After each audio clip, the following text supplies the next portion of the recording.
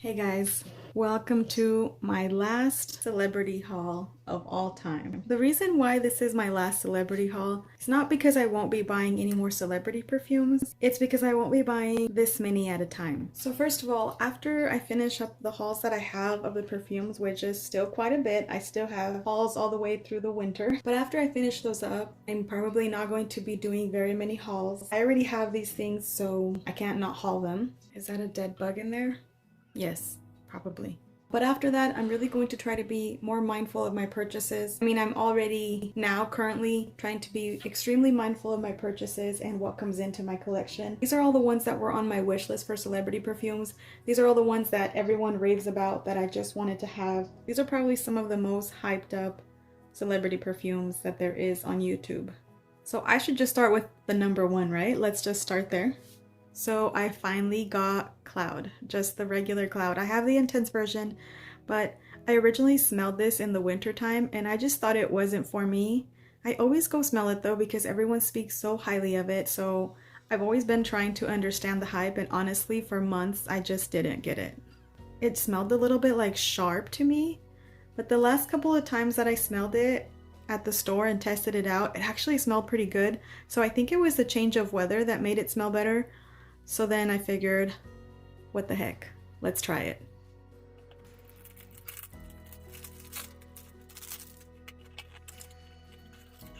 If you guys haven't seen, I actually reuse these little containers. So I actually just store this like this. I use these to store my other fragrances that don't stand like this, look.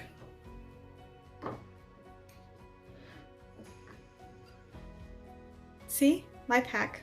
And then this is like a star in the clouds. Get it? I've actually done that with the other one, and then I've done that with this one as well. Yeah, it's tacky, but it's better than having these laying down because that's also annoying. So there's my life hack for you guys. Can even do this. See? I got all the life hacks.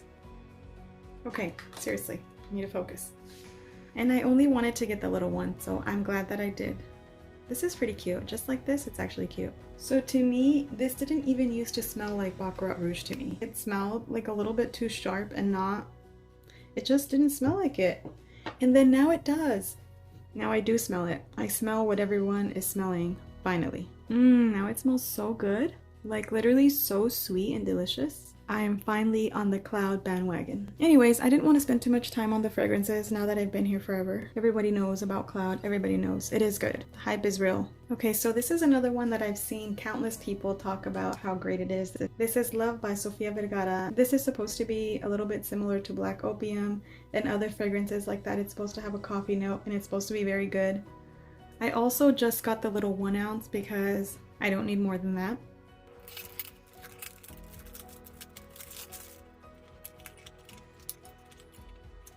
It's so cute. So one of the reasons why I hesitated to get this one was actually because I've seen also a few people also declutter it. So I was a little bit afraid that it was going to smell a little bit like cheap, and it actually doesn't at all. It smells very good and it smells very classy and very expensive. This does not smell like for the price that I got it. I got this for $10. This smells delicious, and I don't think that it smells, I mean, upon first impression, I'm not getting Black Opium. I'm getting a delicious coffee, like a delicious coffee perfume, but there's a little bit more like powderiness in here that I don't think goes towards Black Opium. Maybe it's just similar, like a similar vibe, but it's not like a dupe. I don't think it is.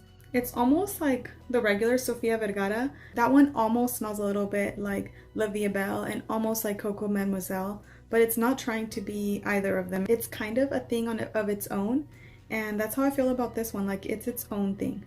It smells so good though. It smells really yummy. I do want to point out, guys, that you should never take hauls as recommendations. It's a first impression. It's not a recommendation, and it's not the final feelings that I have on a perfume. If I make a video talking about like, oh, these are my favorite fragrances, or these are my top 10 fragrances under $20, or like I think a couple of videos ago I had, you know, fragrances that smelled like niche. Those are somewhat recommendations, way more than a haul. A haul is just that. It's a haul, it's a first impression, it's unwrapping and unpacking something. That should never really be taken as a recommendation or something you should also haul, because in just a few videos, the person that hauled that could end up decluttering that perfume, and you're going to feel a little bit disappointed if you do that. You probably shouldn't buy a perfume based on someone else's first impression of it. And I cannot recommend enough to be familiar with your own taste and not just buy things because somebody else likes them. This smells really good so far, and I am very glad that I bought this. So cute. Look at that. Okay, so this is another one that I've seen quite a few people talk about and a couple people recommend, so I was also excited about this one. I mean, they're all like that. I don't need to say the same thing, right?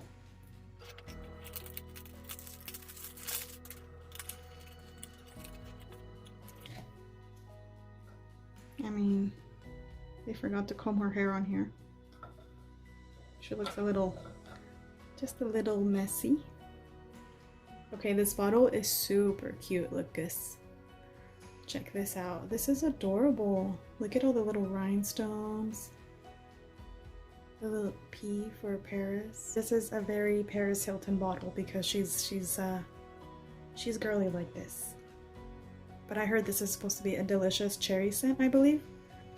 So first impression, I'm getting something very juicy up in here. Like it smells like something bursting with juice, almost like if you had some candy or some gum that had like a juicy center and it was like bursting in your mouth as you're smelling this though. So it's like bursting in your nose. That sounds unpleasant, but you know what I mean. So this definitely reminds me of something I already have, something else that's juicy, but I can't put my finger on it, but I will. This is almost like a gourmand, like a cherry gourmand. I don't know that it smells like dessert more than it smells like a delicious drink, but this is so good. I was thinking, I'm always afraid of cherry scents because they can get a little bit medicinal, but this is actually really good so far. This is yummy. All I have to say is it's yummy and juicy. Well, I might as well do the other Paris Hilton one. This is Rush by Paris Hilton. I got this at Burlington for $24.99, as you can see. And I should have bought the small one, but I think it was my husband who was like, if it's only $10 more for like triple the amount, just get the bigger one. It's only $10 more. So I listened, and I probably should not have. This one smells very caramely, like sweet artificial sugar. Like it smells artificial. It smells like a caramely, perfumey type of scent. I feel like this would probably shine a lot more in the winter time. This is supposed to be a dupe, I believe, for Victor and Rolf. What's that one with that's a little bow? Bon Bon. This one to me smells a little bit more youthful than that. From what I can recall, smelling it like at Ulta or something, this one smells almost a little bit more youthful, but it does smell pretty similar in like the sweetness. This one to me smells like a sweet, good celebrity perfume, but it still smells like a celebrity perfume. It doesn't smell like a high-end $150 perfume to me. I mean, it smells good. It smells really good, and I think it's really going to shine in the winter time, so I'll let you guys know how that works out. I am going to be updating all of my hauls and letting you guys know what stayed and what didn't. So this is one that I had also been wanting for quite some time, and then I saw a comment on somebody else's YouTube channel on a video. So it was Alithia Marie's video on her favorite date night fragrances, and then people commented their favorite date night fragrances. Somebody commented something like, Beyonce He, I have to watch out with that one because I already have 5 babies. And I was like, whoa, I need that. That sounds interesting. I mean, I just hear that stuff and I'm like, ooh, how exciting. But honestly, my husband could not care less for perfumes. So anyway, so I've been wanting to try this for a long time. Same as I said for all the other ones, they're all ones that I had been wanting to try. So let's get into it.